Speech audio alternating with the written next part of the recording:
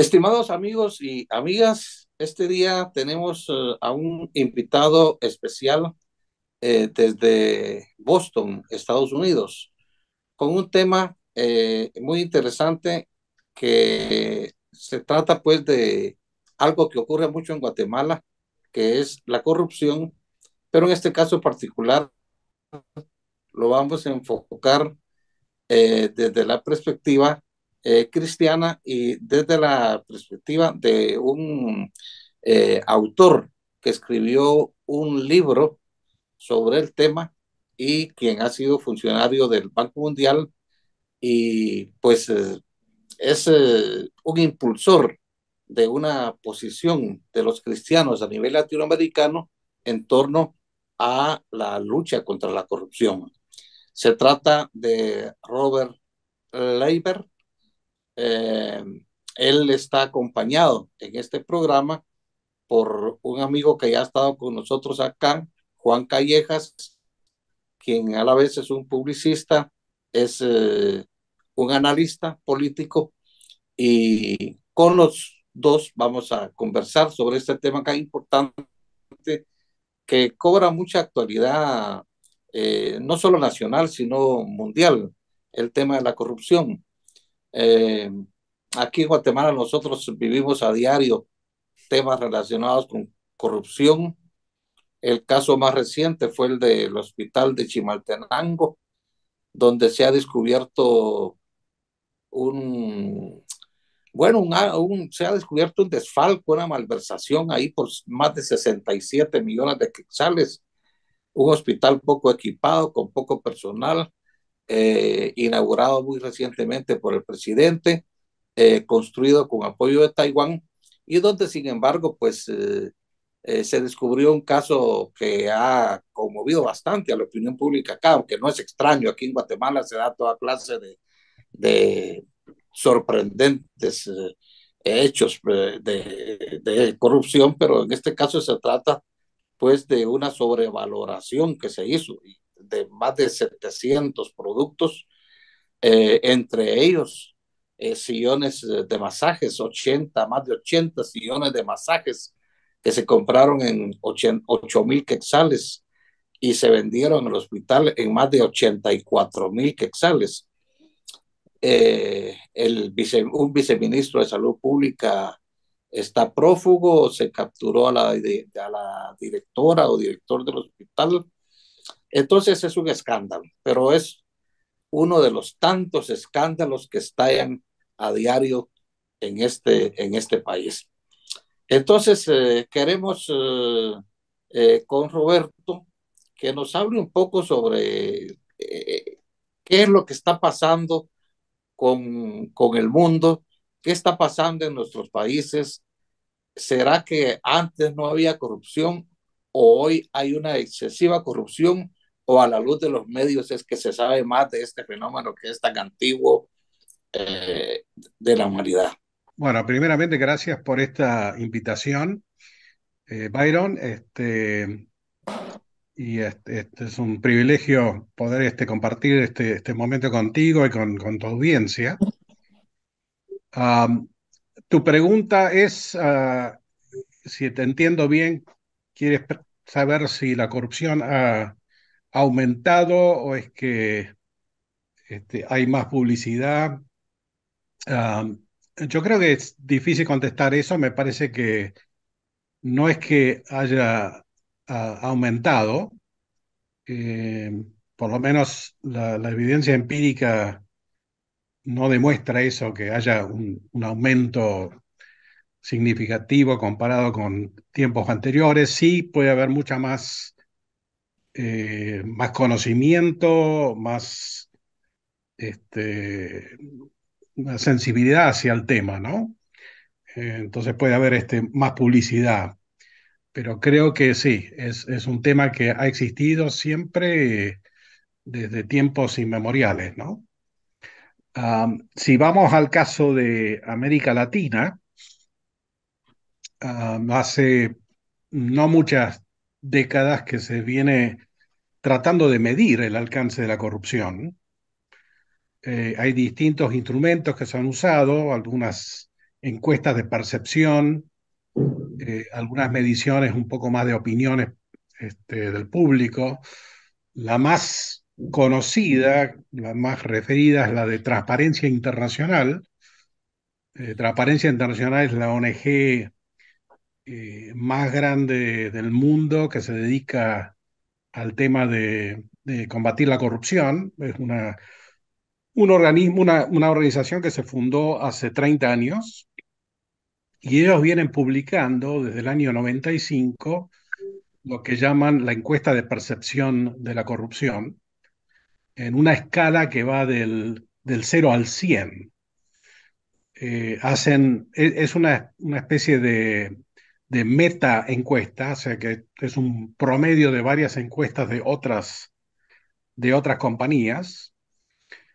Y en esa escala, el 100 es el mejor puntaje, el 100 es inexistencia de corrupción y el 0, por supuesto, es corrupción total. Y América Latina, en básicamente las últimas 3 décadas de que se publica este índice, está por debajo en promedio de los 50 puntos.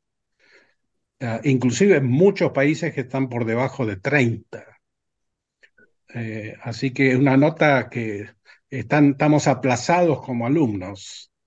Ujú. Eh, y no hay mucha variación, digamos, a pesar de muchas reformas que se intentan y se han implementado, no ha habido mucha variación desde la década del 90.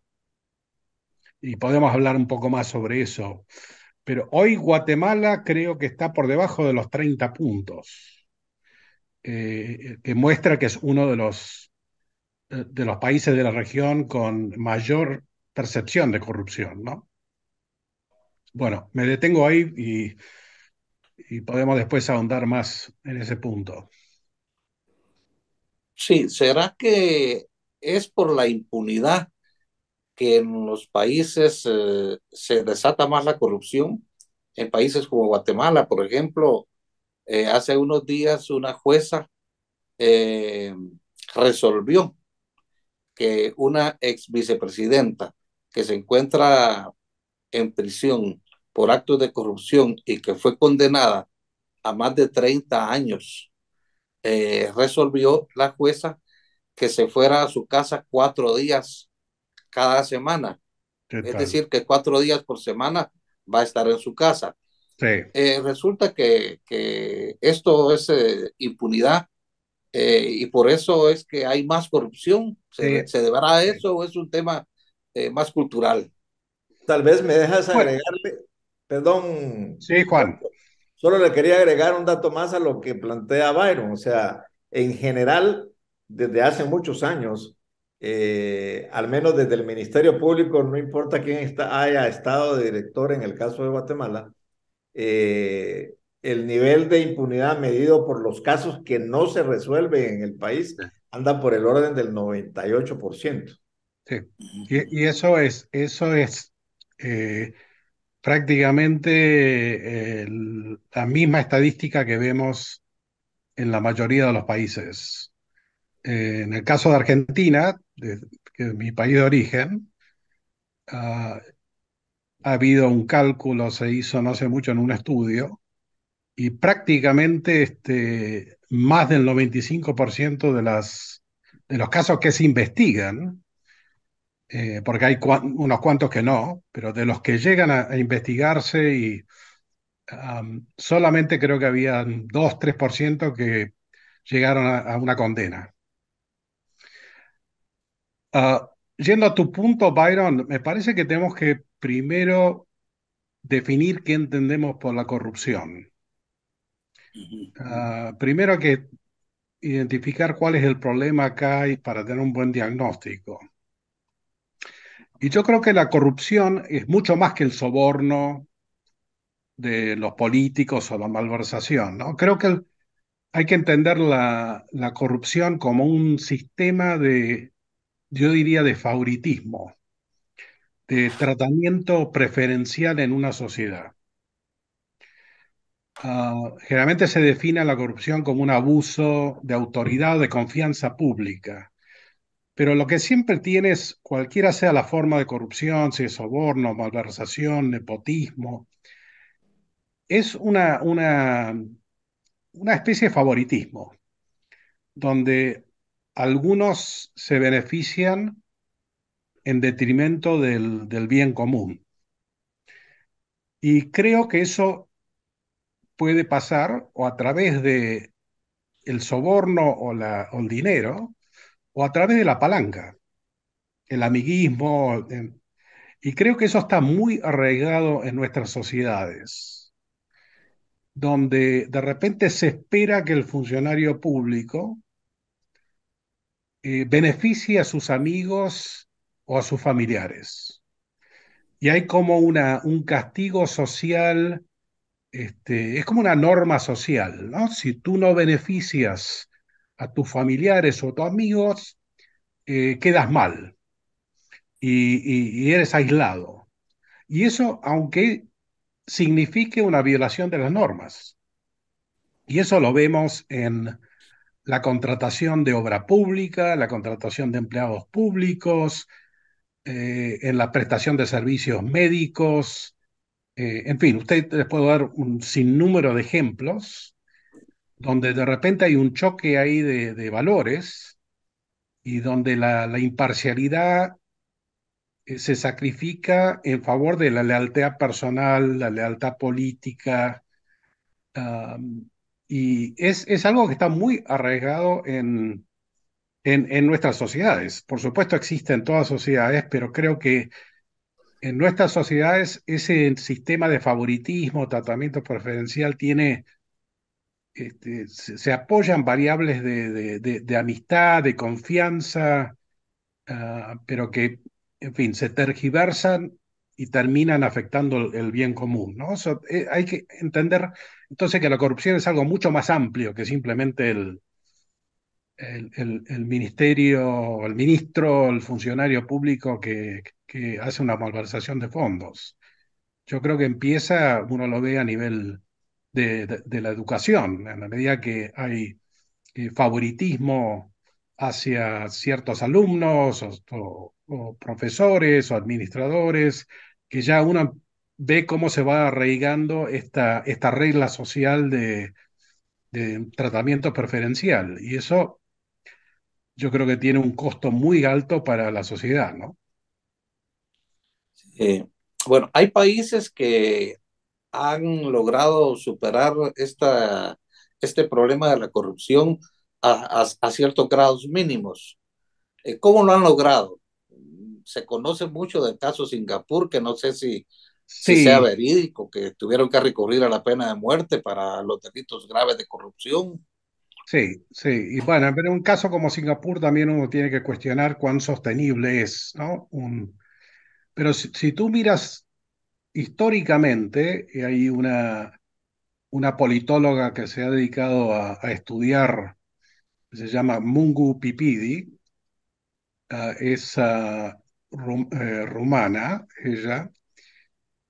Históricamente uno ve, y Fukuyama, que es otro politólogo muy conocido, también ha hecho estudios sobre esto.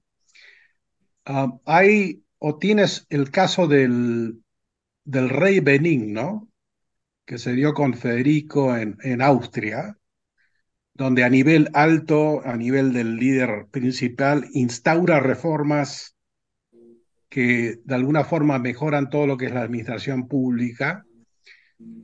Ese es un modelo, no hay muchos.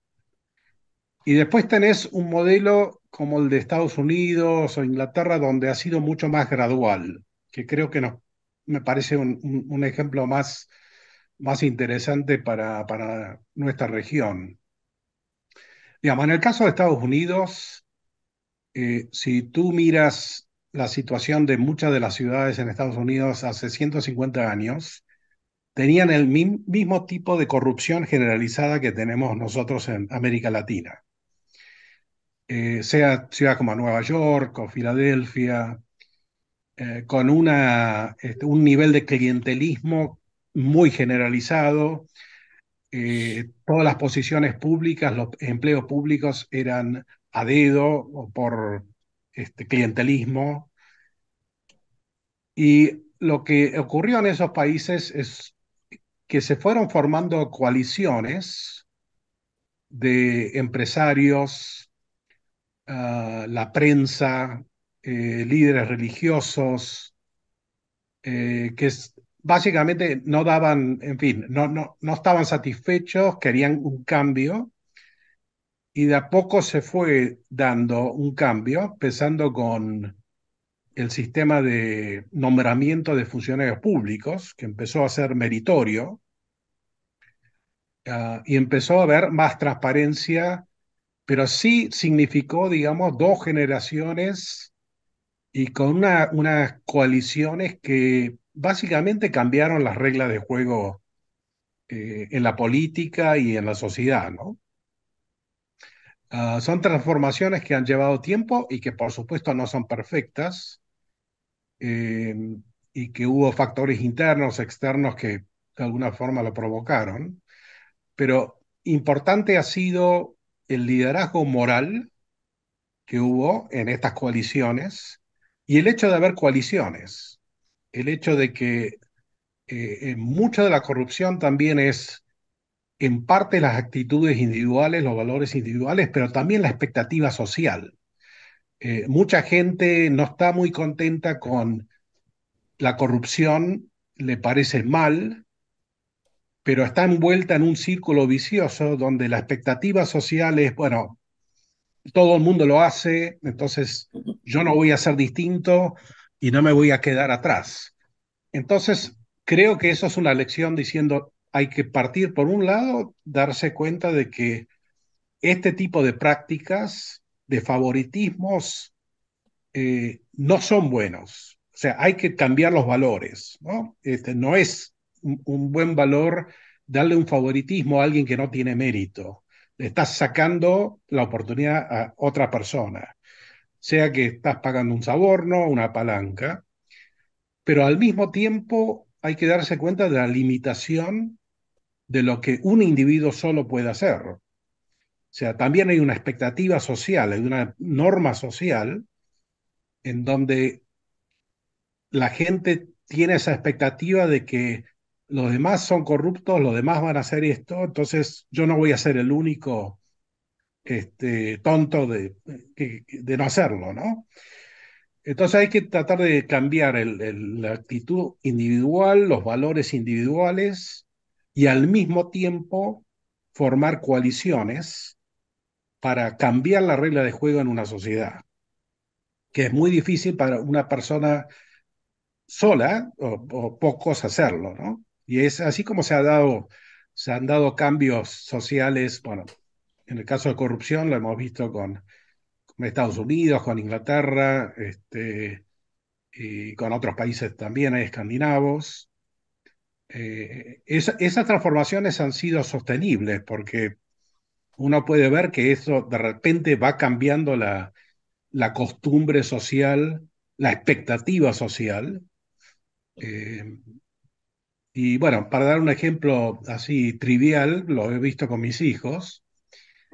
eh, por ejemplo, uno está pasando de una situación donde los jóvenes, los chicos en el colegio se copian todos, y esa es la expectativa, y se normaliza y se naturaliza, a una situación donde los chicos ven mal que se copie a alguien. Digamos, eso es lo que yo veo acá. Por ejemplo, acá les horroriza de que los chicos se copien y haya plagio. Y yo creo que ahí están las semillas de la corrupción, ¿no? El que se copia, hay un favoritismo ahí. Yo me estoy beneficiando a costa a expensas del bien común, porque tarde o temprano ese alumno va a ser el día de mañana un político, un médico, un abogado, un ingeniero, con algunas prácticas que no son muy saludables, digamos, ¿no? Los partidos políticos, los medios de comunicación pueden jugar un papel importante en la lucha contra la corrupción. Sí, sí, sí. volviendo a este ejemplo que te daba de Estados Unidos, la prensa jugó un rol muy importante y juega. Es el cuarto poder. Si tú tienes una prensa independiente, una prensa íntegra, que no está confabulada con los intereses políticos, que está independiente, objetiva,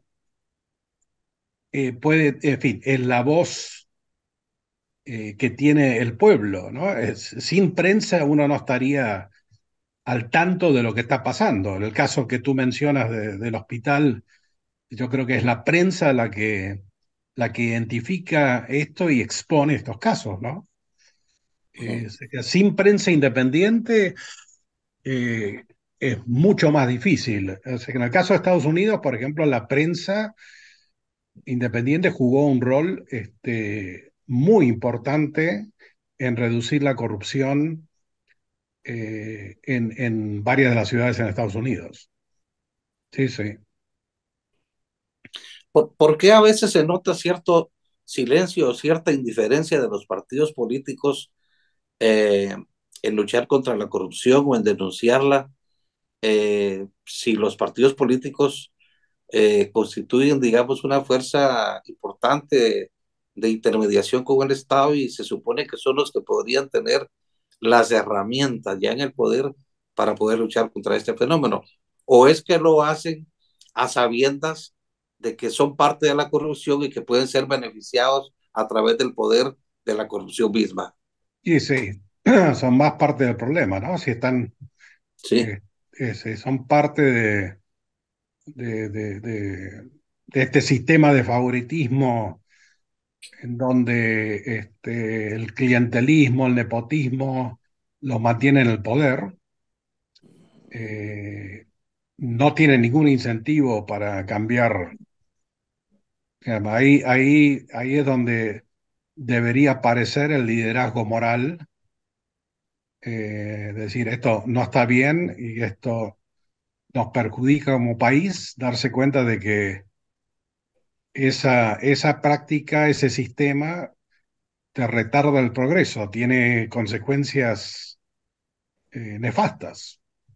Digamos, la corrupción es la peor causa de la pobreza y la inequidad, ¿no? O sea, uno ve estadísticamente, empíricamente, cómo en los países más corruptos hay mayor desigualdad, todos los indicadores sociales sufren, llámese educación, digamos, rendimiento de los estudiantes, llámese a nivel salud, índice de salud, porque en definitiva, si uno no tiene honestidad pública, hay menos confianza y con menos confianza hay menos desarrollo.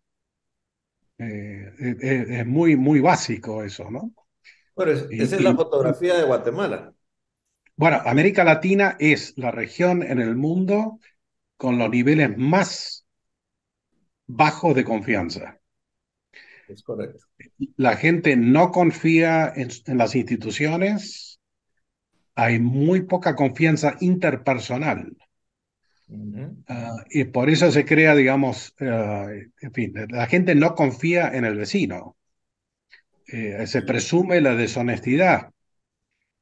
Y porque estos valores, digamos, si uno espera que el otro trate de beneficiarse o sus amigos o familiares, es imposible hacer funcionar una sociedad así, ¿no? Eh, pero sí, y yo creo que sí, los partidos políticos son muy culpables en general, pero los partidos políticos no es algo que cae del cielo, ¿no? Son parte de una sociedad, así como, los clubes y las escuelas y los hospitales y las mismas iglesias. Están todos en un mismo entorno social donde operan las mismas reglas, ¿no? Las normas. Lastimosamente uno no ve grandes diferencias a veces.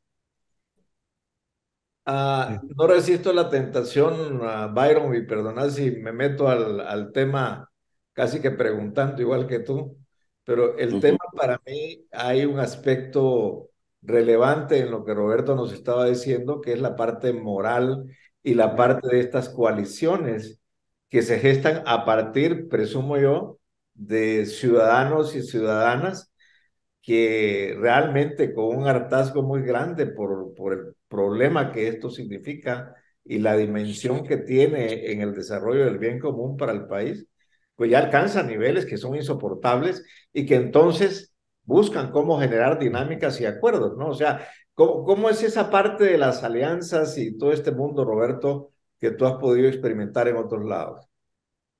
Bueno, no, no es que haya mucho, ¿eh? No tenemos muchos ejemplos, lastimosamente, y en parte porque creo que el énfasis de las reformas anticorrupción, y aquí me remonto a la década del 90, cuando este tema de gobernanza y corrupción pasan a ser un tema central en la comunidad internacional, ¿no? De tener organismos internacionales que no mencionaban la palabra corrupción, a de repente la corrupción ser un tema central.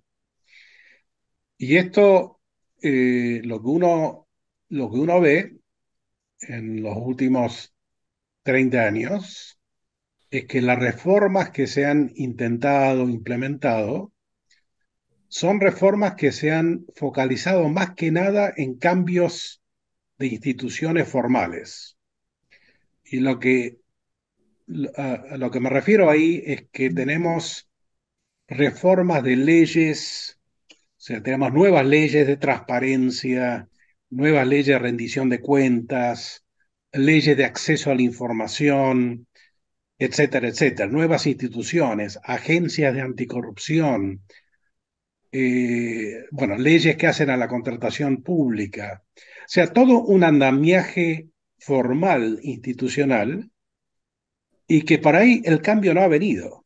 Uh -huh. Digamos, se ha invertido, pero millones y millones de dólares en consultorías para cambiar leyes e instituciones, procesos, con un énfasis en el control, eh, pero sin dar muy buenos resultados. Y yo, abogado, por supuesto, estoy de acuerdo en que uno tiene que tener buenas leyes, digamos, nadie discute eso, pero eso es una condición necesaria, pero no suficiente. Yo creo que ha habido una marginación de lo que es la parte cultural, la parte moral, entender la motivación de por qué la gente eh, es corrupta. O sea, ¿de qué me sirve a mí tener una buena agencia de anticorrupción, una buena ley, cuando a nivel de líderes este sistema de favoritismo no ha cambiado? O Uh -huh. sea, la gente no cree, dice, bueno, sí, usted tendrá una ley de transparencia, una ley de que la contratación pública es por mérito, pero miremos la realidad. La mayoría de los empleados públicos son nombrados por palanca. Las obras públicas, y esto es algo que hay evidencia empírica, uno ve quiénes son los contratistas que ganan contratos y hagan un análisis a ver cómo cambian esos contratistas según el color político del gobierno. O sea, no tienen nada que ver con el mérito del contratista, es todo es una cuestión de favoritismo, de tratamiento preferencial, y eso es lo que impera. Eso no ha cambiado. No hemos tocado eso, ¿no? Ya que tú mencionaste a abogados, si hay algo que se reconoce en el sistema de Estados Unidos es la independencia o el poder que tiene el sistema judicial. Sí, Eh, eh, yo me pregunto, bueno, no conozco mucho cómo funciona el sistema de jueces en Estados Unidos, pero si es cierto, como se dice, que los jueces son vitalicios, ¿cómo es que esa permanencia logra que los jueces sean imparciales, independientes del todo en sus resoluciones? yo me pongo a imaginar, por ejemplo, jueces vitalicios en Guatemala y pienso en jueces corruptos Claro, garantizando impunidad toda la vida. sí, sí, sí, sí. Y bueno, es que también ahí vuelvo a la expectativa cultural, ¿no? O sea, Ujú, la sociedad americana es mucho menos tolerante de una justicia corrupta o dependiente. Es parte de la expectativa, es parte de lo que es ser juez. Creo que ahí hay, bueno, valores muy fuertes de imparcialidad, de independencia, más allá de los colores políticos. Por supuesto, no es perfecto. Uno puede enumerar muchos casos donde ha habido cierta preferencia política. O sea, no podemos decir que es un sistema perfecto, ni mucho menos. Pero en general, uno tiene muchos ejemplos de jueces nombrados por un presidente republicano que han invalidado acciones del gobierno republicano ujú, y viceversa. Eh, y bueno, que yo creo que es una cuestión de valor, cuestión también de una integridad institucional, ¿no? Eh, yo creo que el liderazgo ahí es muy ujú. importante y hay toda una tradición. Pero es parte, digamos, así como los jueces no son independientes, uno tiene que preguntarse si otras autoridades en la sociedad son independientes. Por ejemplo, en la prensa independiente, son los educadores son independientes, los pastores y ministros son independientes. Yo creo que si buscamos, si lo vemos por el tema del favoritismo y el tratamiento preferencial, yo creo que nos vamos a dar cuenta que no es propio de los jueces. Eh, eh, digamos, cuando uno tiene un caso judicial en Guatemala, eh, esto lo he visto en otros países, la reacción inmediata de las partes, de cualquiera de las dos partes que están en el litigio, es buscar un abogado que conozca al juez. Ese es un indicador social. O Es el como extremo que, es cuánto cobra un juez por resolver a favor exacto, de. bueno, que lo conozca, lo mejor es que lo conozca. Digamos, hay un estudio en México que dice que es mejor es mejor tener amigos que tener que pagar sobornos. Lo más importante es la palanca. Entonces, la reacción esa es el primer pensamiento. Busca un abogado que conozca al juez. eh, Hay ustedes posiblemente lo conozcan, al Martín Fierro, la obra, esa es una obra conocida del gaucho de esta Argentina. Y hay una recomendación en la obra del Martín Fierro, que es básicamente una obra de un gaucho que le habla a otro, le dice, hacete amigo del juez, así no va a tener problema. O sea que eso está muy arraigado eso en la sociedad. Hasta lo hemos naturalizado, este, y uno lo ve, digamos, en muchos ámbitos de la vida, ¿no? Y eso tiene un precio altísimo, Claro. tiene un precio altísimo, porque entonces genera desconfianza, nadie confía en que el juez va a ser imparcial, eh, y eso volvemos a un tema de moralidad social muy importante, ¿no? Pero tú escribiste un libro, La Así fe es. cristiana frente a la corrupción en América Latina. Eh, ¿Qué papel pueden jugar los cristianos? ¿Algún papel puede jugar la iglesia en la lucha contra la corrupción? ¿Cuál puede ser ese papel? ¿Cómo lo pueden hacer? A veces la misma iglesia o los mismos líderes religiosos son cuestionados Sí, por el por mismo supuesto, hecho. por supuesto. Y yo creo que hay dos grandes, quizá, vías de acción. Una es interna, hacia adentro, Y acá tiene que ver con educación, formación de valores. O sea, volviendo a este tema que discutíamos del favoritismo, es cómo a partir de las escrituras mostrar que este sistema, estas conductas, no son aceptables desde un punto de vista de fe cristiana. Digamos, si uno ve la Biblia, ve las escrituras, se va a dar cuenta que estos temas de justicia y corrupción están, pero permean todas las escrituras. Sin embargo, no se le da mucho énfasis dentro de las iglesias. Las iglesias no se cuestionan estas conductas. De enseñar a los jóvenes que no hay que hacer plagio, que no hay que copiar, que hay que, este, en fin, pagar por los servicios públicos. Digamos, para muchos jóvenes es lo piola, no, copiarse es básicamente casi un mérito, copiarse, o ir en transporte público y no pagar, eh, y nadie se cuestiona eso, ¿no? O sea que creo que hacia adentro hay todo un trabajo, algunos lo llamarían como un trabajo de discipulado, de integridad. Eh, Eso por un lado. Y hacia afuera, yo creo que acá quizá hay un desafío para los líderes especialmente, es tratar de formar coaliciones con otros líderes. No tienen que ser solamente líderes de la misma denominación, eh, sino que tienen que ser coaliciones más amplias para tratar de cambiar un poco las reglas en la sociedad, darse cuenta de que sin cambiar estas reglas vamos a tener más pobreza, vamos a tener una sociedad que no es reflejo de lo que Dios quiere.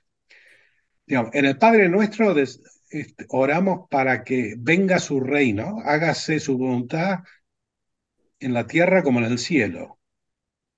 Bueno, eso es un mandato a transformar la sociedad.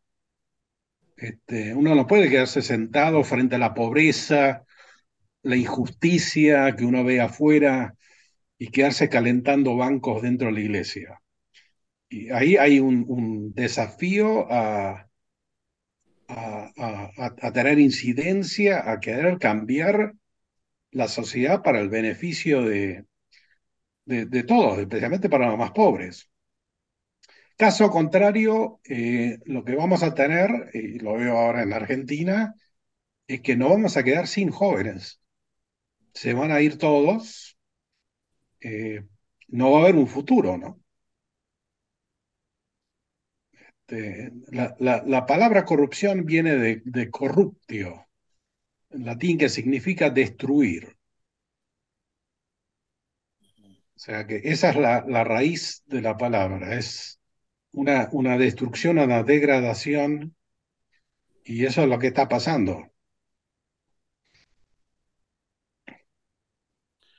Sí, ahora se ve con cierta preocupación o cierto rechazo que las iglesias se involucren en política, pero como que es una tendencia que no es tanto que la iglesia se quiera involucrar en política, sino que como que existiera un movimiento hacia la mayor participación de la iglesia en lo social, en Sí. lo político. Pero esto eh, yo creo que es positivo, ¿verdad? Pero sí hay que separar un poco de esto a ciertos hechos que la gente ve como de corrupción dentro de la misma Ujú, iglesia y ujú. luego analizando también el carácter laico del Estado que a veces confunde también, Correcto. pero yo veo que sí, hay una tendencia hacia un nuevo involucramiento de la Sí, iglesia en los asuntos de la sociedad, en los asuntos públicos. sí, sí. Esto es positivo, pero ¿cómo se puede aprovechar esta convergencia?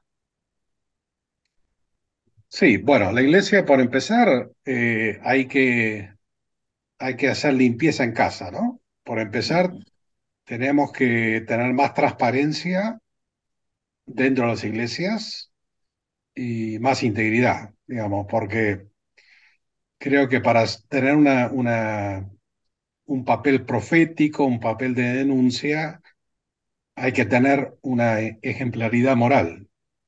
Creo que ahí es un tema que muchas iglesias no tienen ese nivel de transparencia necesario, ¿no? En cuanto al involucramiento en temas sociales, sí, yo diría que eh, si estamos hablando de la iglesia evangélica, históricamente, en el caso de la iglesia evangélica, tiene una tradición de involucramiento en temas sociales que es riquísima, que la ha perdido. Um, pero si uno ve el trabajo, la misión de la iglesia en el siglo XIX, tanto en Europa como, bueno, más que nada en Estados Unidos, uno ve cómo líderes de iglesia trabajaron en favor de los derechos de los niños, de los derechos de las mujeres, de los discapacitados, en fin, hay una cantidad de iniciativas sociales. Si uno mira la Cruz Roja, el Ejército de Salvación, todos tienen un origen religioso. Eh, pero no es partidario, estamos hablando de apartidario, ¿no? O sea, Bueno, si estamos hablando de política en una forma de partidaria, sí, ahí yo estaría de acuerdo que no. Ese no es el lugar de la iglesia, al contrario. Como voz profética tiene que estar más allá de lo partidario. Eh, o sea, por eso yo no soy un convencido de la idea de un partido político cristiano. Yo creo que lo mejor es que los cristianos traten de influenciar todos los partidos políticos, y no como algo separado, ¿no? Am, pero sí, yo creo que ese involucramiento me parece que es muy saludable y muy necesario y es lo que yo entiendo que el cristianismo es en esencia, ¿no? Digamos, necesitamos ser sal y luz, este, como decía Cristo. Y sal y luz significa, obviamente, tener un impacto en la sociedad. Si me permiten agregar ahí algo, mis estimados amigos, yo recuerdo, al menos en mi experiencia personal como individuo, que una de las lecciones vitales para mi vida en el mundo del cristianismo fueron los 10 mandamientos, tal cual están en Deuteronomio y que luego los recoge el Nuevo Testamento, pero además Jesucristo los convierte en básicamente dos. Pero voy al hecho de que la iglesia, por un lado, en toda su tarea educativa, porque la iglesia siempre ha tenido un rol muy grande en toda América Latina y la sigue teniendo, con muchos establecimientos educativos que desarrollan bajo la tutela de las distintas congregaciones. Y en la historia de la humanidad, de la reforma, por lo menos, de la reforma protestante, la incidencia en el ámbito educativo ha sido tremenda. Si esa parte se rescatara y se tuviera, yo creo que las sociedades seríamos distintas, pero con tal el censo hemos ido más bien saliendo de todo eso, enseñando un montón de cosas más, por supuesto, que no me voy a meter a juzgar, pero esencialmente cosas fundamentales y básicas que a los niños, a mí me educaron con esos 10 mandamientos y créanme, todavía entiendo que no debo robar, pues, y que no debo mentir y que no debo de... Ya, esencialmente reglas y normas de vida. Sí. sí. Aquí, Roberto, en las campañas electorales es muy común que los políticos recurran al uso de la religión, de la iglesia, Ah, de por Dios, supuesto, para conseguir votos. por Si uno supuesto, va claro. a cualquier meeting, por ejemplo, El político dice, Dios bendiga a Guatemala, Sí, Dios con nosotros, Dios nos bendiga a todos. claro. Y entonces Son, eso, son todos incluso, religiosos. incluso no hay un meeting donde no ore un pastor o rece Sí, sí, o sí, sí. cualquier persona, empiezan con una oración. Y eso realmente, pues, Sí, es una bueno, no es correcto, hipocresía. pues. Es una hipocresía, y sí. Ujú. Eso, porque de repente anda con la Biblia Ajá. en las campañas. Quiero, Juan mencionó la reforma Ujú. y quiero hacer un comentario acá. La reforma para los protestantes, por supuesto, muy significativa y también ha tenido impacto en la Iglesia Católica, porque hoy por hoy el acceso a la Biblia, la importancia de la Biblia, también ha tenido tiene mucha importancia dentro de la Iglesia Católica. Hoy por hoy hay mucha más lectura de la Biblia, estudios bíblicos. Pero mi punto es que si uno analiza de qué se trató la reforma fue la acción de anticorrupción más grande de la historia. Ajá. Si Sí, ustedes claro. ven qué es lo que hizo Lutero, y acá esto yo quiero enfatizarlo, Lutero denunció la autoridad en ese momento por corrupción. La mayoría de las tesis que hizo Lutero, las 95 tesis que él colgó, si uno analiza punto por punto, va a ver que la mayoría tiene que ver con corrupción.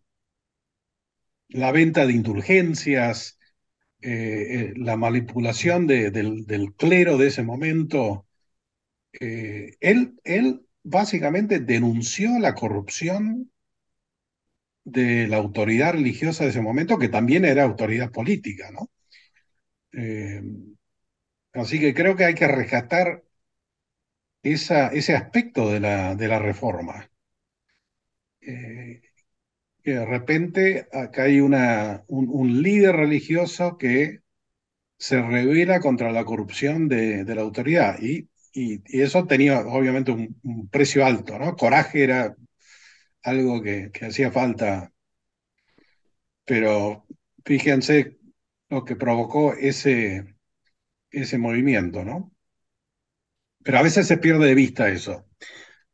No se dan cuenta de que fue básicamente una, una reforma anticorrupción también Ujú. contra la autoridad. Sí. Sí, fue un movimiento muy importante. Eh, la iglesia, pues, en los últimos años ha jugado un papel, digamos, mucho más positivo, mucho más beneficioso en función de los intereses colectivos, humanitarios. Y yo creo que tiene un futuro o hay un proceso de cambio, de renovación en la iglesia que es muy importante. Y parte de eso es precisamente el tema que nos ocupa, que es el que los cristianos puedan contribuir Ujú. desde su perspectiva a combatir estos flagelos en nuestros países, porque efectivamente el problema de la corrupción es que se apropia pues de un alto porcentaje de los presupuestos que deberían ir a salud, a educación, Exactamente, a exactamente. mejorar los caminos. El Guatemala, por ejemplo, es un país que ya lo están equiparando a Haití, Sí. ¿verdad?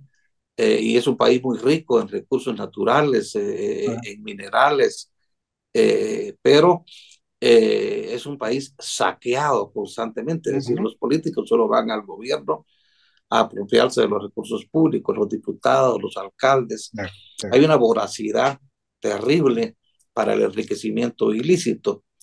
Y creo que esto es un terreno apropiado para que las iglesias contribuyan pues a luchar contra este fenómeno. Sí, Sin sí. embargo, es poco lo que se escucha, es muy Sí, poco.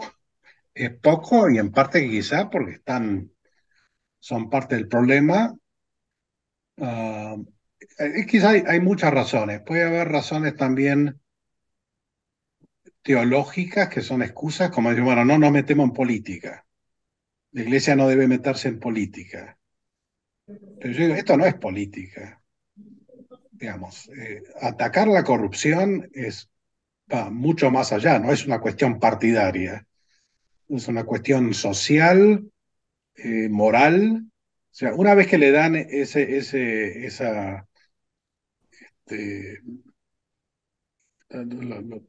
hablan de política, ya muchos líderes se retraen. Bueno, no nos tenemos que meter en política. Pero esto es una cuestión moral, profundamente espiritual también.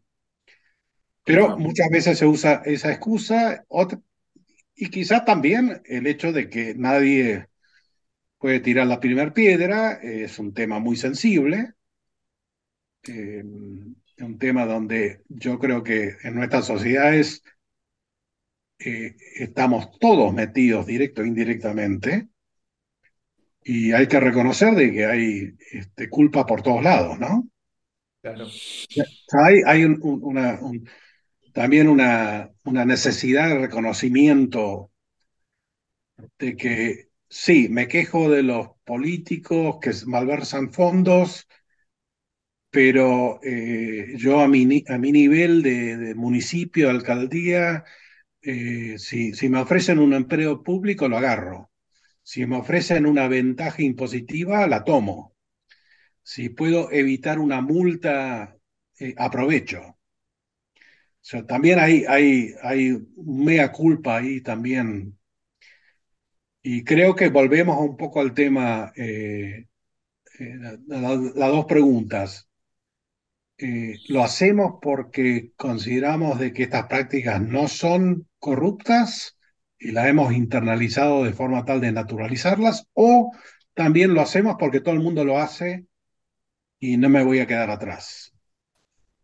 Y eso hay que realmente profundizarlo y analizarlo y creo que es parte de la tarea educativa de las iglesias. Bueno, pues muchas gracias, Roberto, por tu participación. Ha sido muy rica la entrevista, muy interesante. Si vienes a Guatemala, aquí te vamos a invitar para que estés nuevamente con nosotros. Y Juan, no sé si tienes algo más que agregar, ya estamos por finalizar. Gracias. Yo solo quizás agregar a Byron, si todavía está saliendo este programa antes de la venida de Roberto. Roberto va a estar aquí con nosotros del 30 de marzo al 3 de abril. Nos ha concedido la posibilidad generosamente de venir a Guatemala y apoyarnos en la gestación de un primer proceso que nosotros esperamos con un grupo de ciudadanos guatemaltecos que estamos muy preocupados desde la perspectiva cristiana fundamentalmente, de hacer valer estos fundamentos y estos principios que la Biblia nos establece y que creo otra vez que en cosas tan simples y normales como los 10 mandamientos, que pudiésemos volver a poner en práctica, por ejemplo. La avenida ¿Cuándo? Roberto atiende a la posibilidad de que tengamos un par de eventos, unas entrevistas en la prensa, entrevistas con empresarios, entrevistas con sectores de influencia en el país, a quienes buscamos motivar precisamente y el concepto de alianza que hoy plantea a Roberto me llama la atención y es quizás uno de los elementos sobre los cuales vamos a estar trabajando con personas de otros sectores institucionales que creo pueden ayudarnos a empezar en Guatemala un proceso de esta naturaleza. Gracias, Byron. Gracias por el No, tiempo. muchas gracias a ustedes. El programa está a la disposición cuando venga por acá y nos visite Roberto, con mucho gusto. Muchas gracias.